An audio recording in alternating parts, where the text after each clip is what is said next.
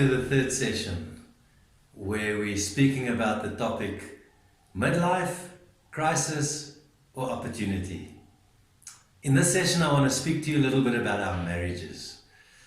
You see, what happens in midlife crisis is this is the time in our lives as men that we become very, very selfish.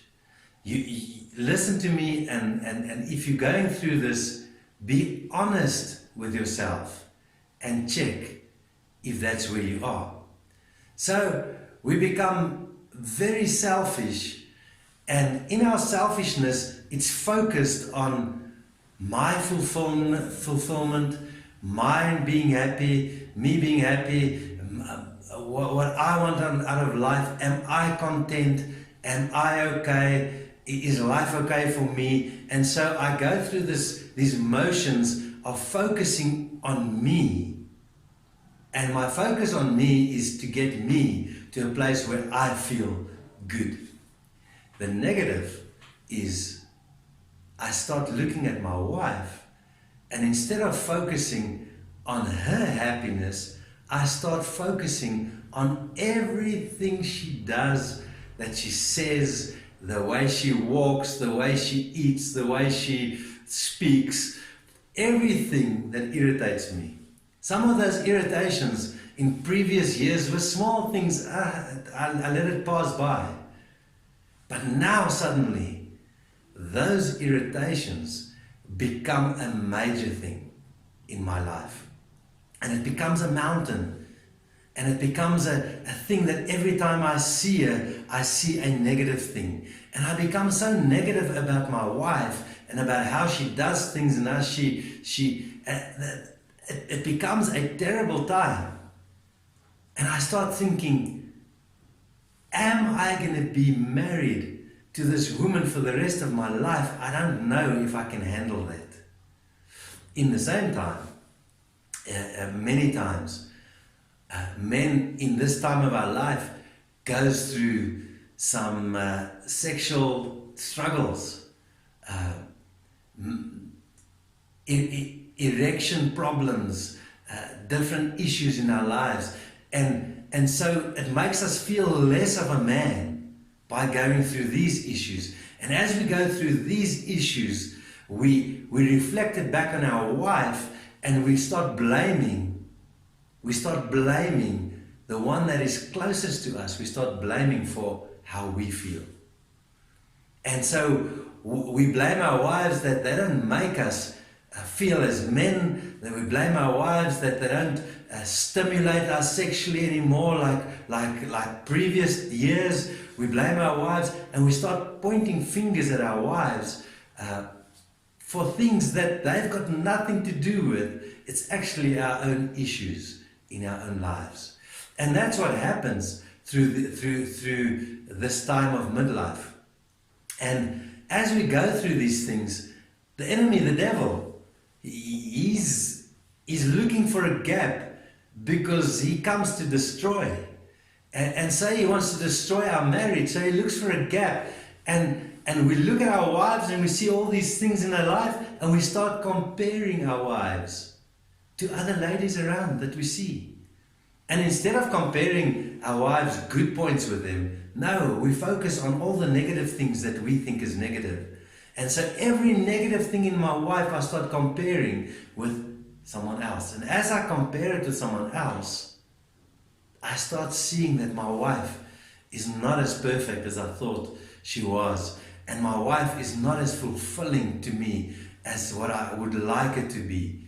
And then the enemy usually tries to send someone that fulfills this picture in my mind of the perfect wife. And as I get to know someone else and a different lady, I start moving into a wrong relationship, and that's what men do. And not all men. There's actually not such a big percentage that does that, but the percentage of men that do that, they fall for another woman, which they think this one is really the one that will make me happy. And I just want to warn you, because 2 years, 5 years down the road, you're going to come to a terrible surprise that this woman that you think is perfect has got many, many, many, many more flaws than your first wife had. And so we are so consumed with selfishness. We are so consumed with being fulfilled in ourselves. We are so consumed with these things that we miss it, and we go into a wrong direction, go into wrong relationships. We divorce our wives. Some men divorce their wives actually before they meet someone else. Others, once they meet someone else, it's almost like a reason for me to divorce my wife and get rid. I'm willing to give up a stable life, my stable family life with my wife and my children, because I am not fulfilled. And my fulfillment comes above the fulfillment of my children, of having a father in the house, the fulfillment of my wife, of having me there for her. And so men do stupid things, and we move in wrong directions. That's the crisis. The opportunity is, let's focus. If you're going through this now, I want to challenge you men.